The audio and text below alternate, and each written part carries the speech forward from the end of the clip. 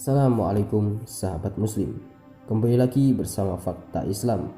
Semoga sahabat semua diberikan Allah subhanahu wa ta'ala hari yang baik dan penuh berkah. Sebelum mulai video, tekan tombol subscribe dulu bro. Inilah kisah Abu Nawas yang bisa sembuhkan seorang pangeran anak raja. Abu Nawas berkata, jika cinta itu buta, bila kita tak berusaha mengobati kebutaannya, maka ia akan mati. Secara tak terduga, pangeran yang menjadi putra mahkota jatuh sakit. Sudah banyak tabib yang didatangkan untuk memeriksa dan mengobati, tapi tak seorang pun mampu menyembuhkannya. Akhirnya raja mengadakan sayembara. Sayembara boleh diikuti oleh rakyat dari semua lapisan, tak terkecuali oleh para penduduk negeri tetangga.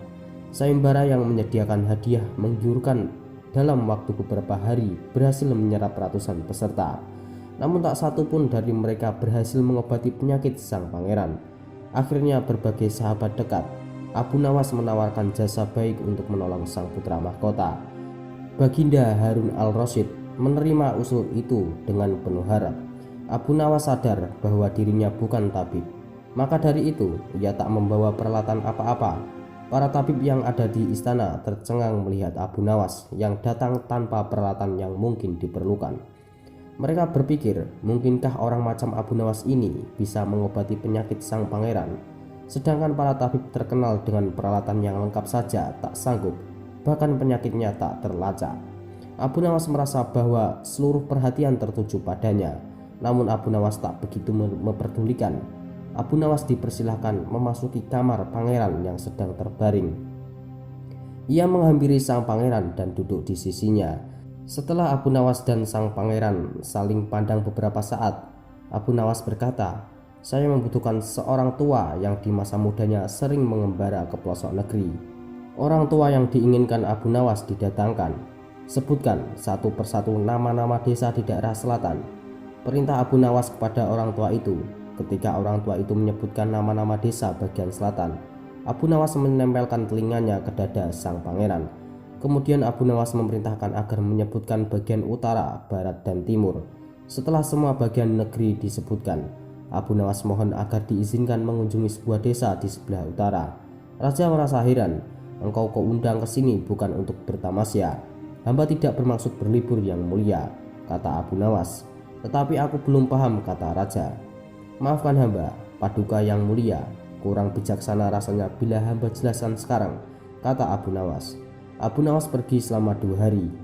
Sekembalinya dari desa, Abu Nawas menemui sang pangeran dan membisikkan sesuatu.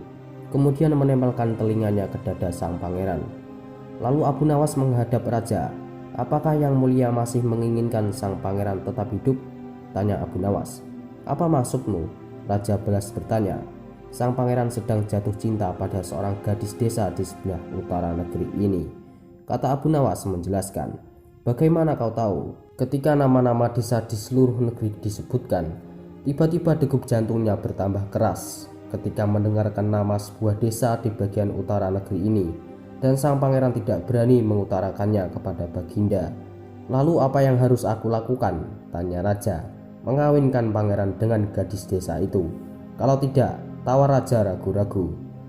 "Cinta itu buta. Bila kita tidak berusaha mengobati kebutaannya, maka ia akan mati." Rupanya saran Abu Nawas tidak bisa ditolak. Sang pangeran adalah putra satu-satunya yang merupakan pewaris tunggal kerajaan. Abu Nawas benar. Begitu mendengar persetujuan sang raja, sang pangeran berangsur-angsur pulih. Sebagai tanda berterima kasih, raja memberi Abu Nawas sebuah cincin permata yang amat indah. Itulah sepenggal kisah tentang Abu Nawas yang bisa sembuhkan anak dari sang raja. Allahu a'lam bishawab.